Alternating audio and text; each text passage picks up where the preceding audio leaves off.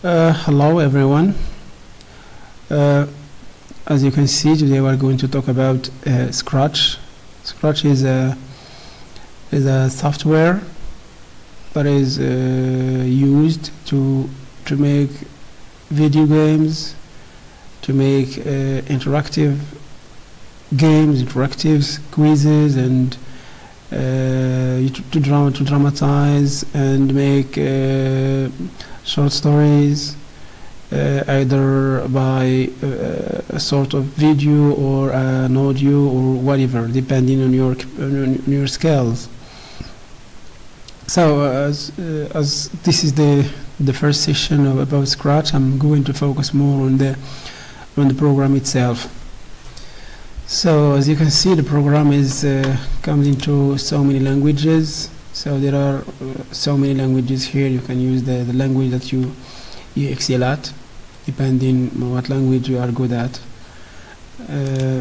And also there is a website you can work on, and it's the same as the software itself.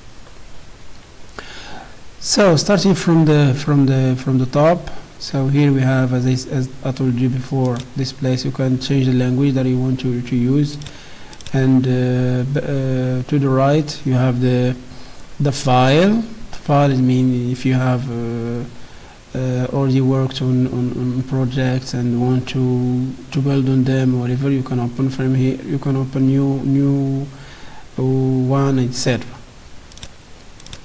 And if you move to the right again, you have editing, and has to do with editing when you are working on the program. Then tips, as you can see, when you click tips, to your right there is a kind of space that appears, and it shows you how you can do a lot of things depending on what do you want, and step by step, and how to unblocks what each block is for, etc. So as you can see in this place here, there are some buttons, and these buttons they can be used once you started to work on it has to do with the sprite. For example, this is a sprite that you can see here. This is a cat. The cat in this case is a sprite, and you can make you can duplicate the cat here. For example, you can duplicate it, you can delete it, you can grow. For example, click here and make the cat or the sprite grow, or the other side, you can shrink it, make it like smaller. And here we have the block help. It helps you do a lot of things. So when it comes to the program, there are 5 main areas that you need to know. So we have this area, which is has to do with the screen, which means mainly it is to show what the projects you are working on. And to the bottom left, we have the stage. This is the backstage. Here, this place, and in this backstage you can change a lot of things. Like we have a new backdrop. You can draw. If you are good at drawing, you can draw your background. You can upload ones from your computer or your laptop or whatever, or you can take pictures directly from a scene that you like. To the right again, always on the bottom, we have the sprites. This is area for the sprites. Let's call it the place for the characters, because when you are working on Scratch program, you're as if you are making a kind of drama, a kind of piece of drama, let's say. And when you are working on that piece of drama, you always need a stage to play on, and you need the characters.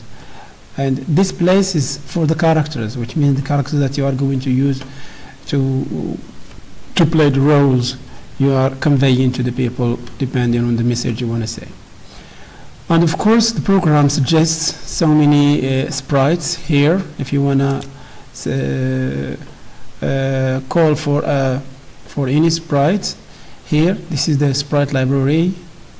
At the beginning, it falls into categories, or into the themes, or into the types that you want.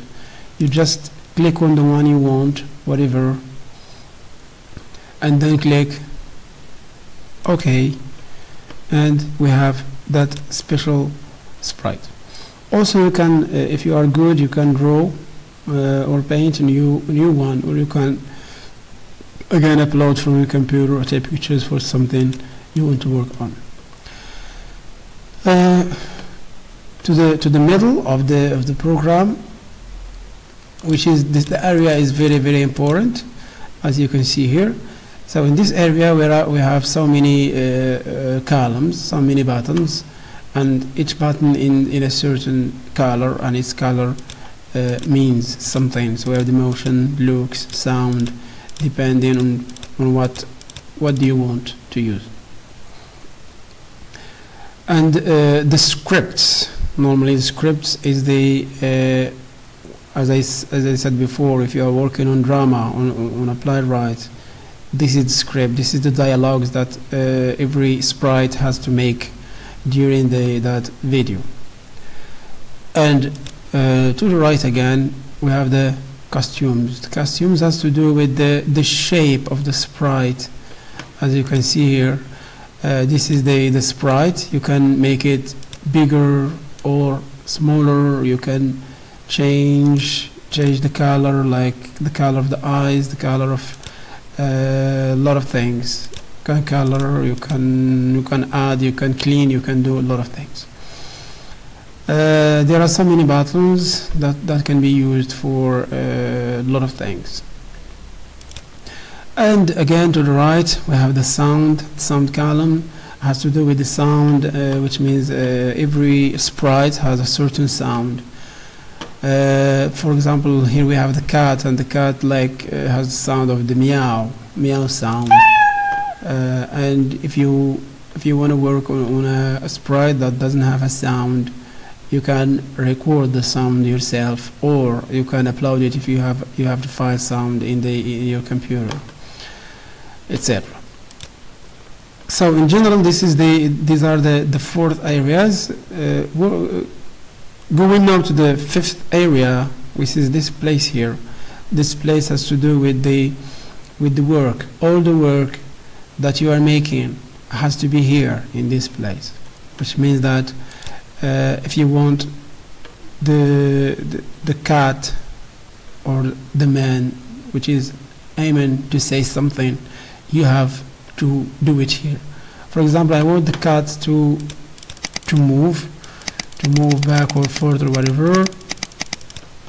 I just have to drag and drag the block that I want to use, drag it and drop it here, and as you can see, the more I click on it, the cat moves. You can see up there.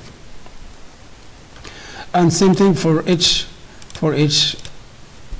block. For example, I want to make the cat move for a certain time. So we have, as you can see, the blocks, they are different in terms of the shape. We have this shape of blocks, and we have this one and this one. So this kind of blocks, it can work only from the bottom. I mean, you can add to the bottom, but doesn't take other blocks from the top because it's closed. This kind of blocks can take both. I mean, from the top or from the bottom again. It can. We have to build the blocks like this from the top to the bottom. And we have this kind of block, which can take other blocks from the top or from inside. So it can be from here, or it can be from the inside, depending on the thing that I want to use. So for example, now I want to program. This has to do with programming. I want to program the cat to move certain steps, or to keep moving in the screen or within the stage. So first of all, I need to have a way to communicate with the cat. Here, a way of communicating with the cat is the flag, the green flag. As you can see, the green flag is here on the top of the screen. We have the start and we have the stop sign.